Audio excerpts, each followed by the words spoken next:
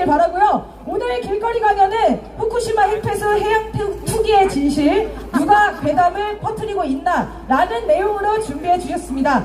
반핵 의사회 우석균 선생님을 큰 박수로 모시겠습니다.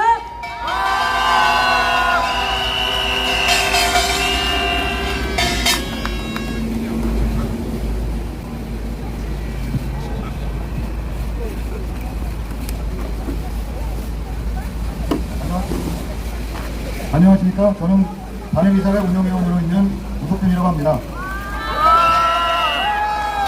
오늘은 과연 누가 괴담을 퍼뜨리고 있나라는 이야기를 드리겠습니다.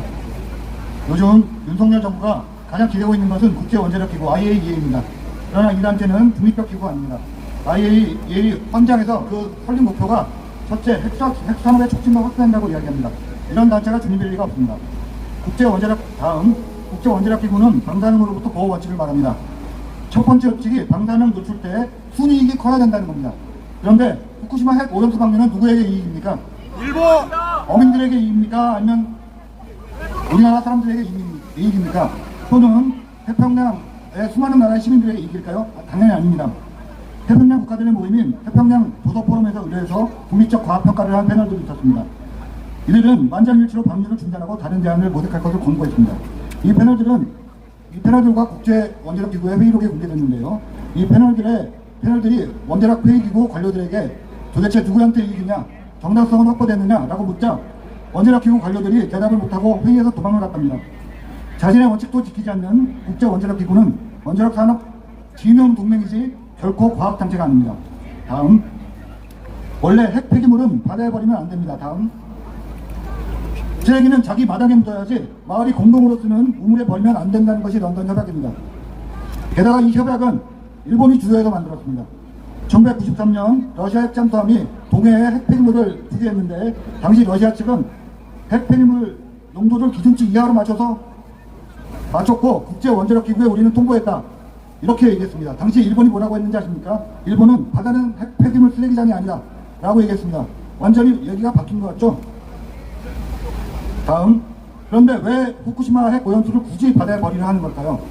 이것이 핵 산업 카르텔에게는 이득이기 때문입니다. 가뜩이나 원자력 발전소는 사양산업이었는데 후쿠시마 이후에 원자력 반대 여론이 모든 나라에서 높아졌습니다. 우리나라에서도 원자력 반대 여론이 반대 여론이 더 높아졌고요. 전 세계적으로도 마찬가지입니다. 독일은 원전 폐쇄를 했습니다. 핵산업 카르텔에게는 후쿠시마는 없애버리고 지워버려야 할 악몽입니다. 후쿠시마를 사람들의 머릿속에서 가장 빠르게 없애버릴 방법이 바다에 버리는 방법입니다. 다음 슬라이드. 그러면 알프스 처리소는 안전한 걸까요? 국제원자력기구 보고서는 안전하다고 합니다. 그런데 후쿠시마에는 10,000개의 탱크가 있습니다. 130만 톤이 있다는 겁니다. 그런데 알프스로 이걸 처리하면은 깨끗해지는가? 대답은 누구도 모른다는 겁니다. 일단 알프스로 처리를 해도 70%는 다시 재처리를 해야 될 정도로 농도가 높습니다. 방사능 농도가요. 그리고 그 기준치의 탱크 70% 속에는 기준치의 100배가 넘는 그런 탱크도 있다고 합니다. 그렇다면 처리해서 30% 된 거는 안전한가? 64개 핵 방사성 동위원소 핵종 중에 9개가 넘는 핵종이 조사된 바가 없습니다. 분명히 더 있을 텐데 조사된 바가 없다는 거죠. 삼중수소와 탄소 14는 거리지도 못합니다. 그 중에서 이 샘플을 그럼 도대체 몇 리터를 검사했느냐? 1000만 리터 중에 30리터만 했답니다. 여러분 이걸 믿을 수 있습니까? 이것도 대표치가 아주 들쭉날쭉해서 대표성이 없고 침전물을 섞어서 조사하지 않고 민물만 떠서 조사했다는 의미도 있습니다. 샘플에 나오다는 안 되는 핵종도 나오고 반감기가 9시간의 핵종도 나왔습니다. 한마디로 잘못 측정했거나 대표성이 없다는 겁니다. 이런 걸 안전하다고 30년간 방류한다고 합니다. 30년도 말이 빨라서 30년이지 그 30년 동안 폐로가 되지 않는다면 어떻게 됩니까? 30년 동안 지금의 2배, 즉 200만 톤, 300만 톤의 폐수가 또 나온다고 합니다. 그러면 또 풀릴까요? 100년이 넘게 풀릴까요? 다음 슬라이드. 과정은 투명했습니까? 반대 의견을 가진 사람들이 참여하지 못했고 과정이 투명하게 공개된 적도 없습니다. 각국의 전문가가 참여했다고, 중국 정부가 참여했다고 말합니다. 그렇지만 중국 정부는 전문가들이 반대했는데도 그것이 항의가 받아들여지지 않았다고 얘기합니다. 다음 슬라이드. 국제원자력기구가 일본 편이라는 것이 괴담이라고 얘기합니다. 지금은 국제원자력기구가 일본 정부 편이 맞습니다. 그런데 러시아가 핵쓰레기를 버릴 때는 러시아 편이었고 삼중수호가 안전하다고 말할 때는 한국 편이었다가 중국 편이었다가 하고, 말하자면 국제원자력기구는 누구 정부 편이 아닙니다. 원자력 편이죠.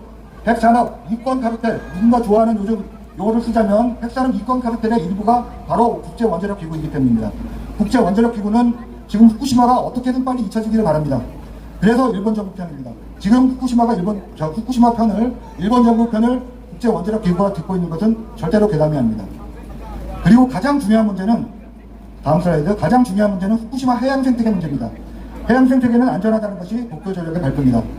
그런데 이 해양 생태계를 국제원자력기구는 아예 평가하지도 않았습니다. 국민의힘 국회의원들이 바닷물을 먹는 퍼포먼스를 했습니다. 근데 여러분은 바닷물을 먹습니까? 뭘 먹죠? 우리는 해산물을 먹습니다. 해산물은 바닷물을 먹고 자라는 것이 아니라 그 속에서 자라는 침전물을 먹고 먹이사슬에 따라서 플랑크톤, 작은 젠성, 큰 동성, 참치, 새우, 우럭 여러가지 먹이사슬을 따라서 생물들이 먹고 삽니다. 도쿄전력은 안전하다고, 후쿠시마 앞바다가 안전하다고 하지만 12년이나 지난 지금 왜 세슘 우럭이 나왔습니까? 왜 세슘 G 노래미가 잡힙니까? 이것은 생물에서 방사선이 농축되고 축적되지 않으면 도저히 해명이 되지 않는 것입니다. 후쿠시마와 그 주변 앞바다는 방사능 물질로 범벅이 되어 있고 그 장소에 또 오염수를 추가로 버리는 것입니다. 그렇기 때문에 우리는 그것을 모릅니다. 모르고 안전한지 안 안전한지 모르는 것을 안전하다고 얘기하는 것은 과학이 아닙니다. 그것이야말로 괴담입니다. 대안이 없습니까? 바다에 버리는 것만 대안입니까? 국제원자력기구는 5가지 방법을 쪽집게 과외식으로 일본 정부에게 권고했습니다. 그리고 2가지를 추천했습니다. 수증기는 날려라, 아니면 바다에 버려라. 근데 수증기에 날리는 것을 일본 정부가 왜 포기했느냐? 그것은 일본 환경 기준에 어긋나기 때문에 바다에 버리자, 이렇게 결정을 한 것입니다. 또 싸기 때문이기도 하죠. 그런데 일본 시민단체나 태평양 도서국 포럼에서 권고하는 대안이 있습니다. 보다 큰 견고한 탱크를 만들어서 30년간 일단 보관한 다음에 그 다음에 결정하자. 아니면 모르타르로 붙여서 묻자. 이 두 번째 방법은 미국 서베나에서 이미 쓴 방법이고, 견고한 탱크를 만드는 것도 옆에 바로 빈 공간이 있습니다. 원전 부지가 있기 때문에 빈 공간이 없다고 얘기하는 일본 정부는 거짓말을 한 것입니다. 이거는 아예 검토도 안 하고 대안이 없다고 얘기합니다. 이것이 바로 괴담입니다. 자, 그러면 바다에 버리는 건 누구에게 이익도 안 되고 후쿠시마를 빨리 지워버리는 방법일 뿐이며, 알프스 처리는 안전하지도 않고 무엇이 들어있는지도 모르고 30년으로 끝나지도 않고 100년 앞으로 우리 손자의 손자까지 뿌릴지도 모르고 해양 생태계 문제, 즉 생물한테서 축적이 돼서 훨씬 높은 정도로 우리가 먹을지도 모르는 이런 문제는 검토도 하지 않았는데 지금 이것을 과학이고 안전하다고 믿으라는 겁니까? 여러분, 누가 괴담을 퍼뜨리고 있는 겁니까? 후쿠시마가 안전하지 않다고, 안전하지 않을지도 모르니 천천히 결정하고 더 충분한 검토를 거친 뒤에 결정하자고 하는 우리가 괴담입니까? 아니면 무조건 안전하다고 얘기하는 윤석열 정부가 괴담입니까? 이 반대 의견을 한국 정부는 괴담이라고 부릅니다. 무조건 일본 정부를 믿으라고 하니 이게 한국 정부입니까? 도대체 누가 믿겠습니까? 광우병 시위만 해도 보십시오.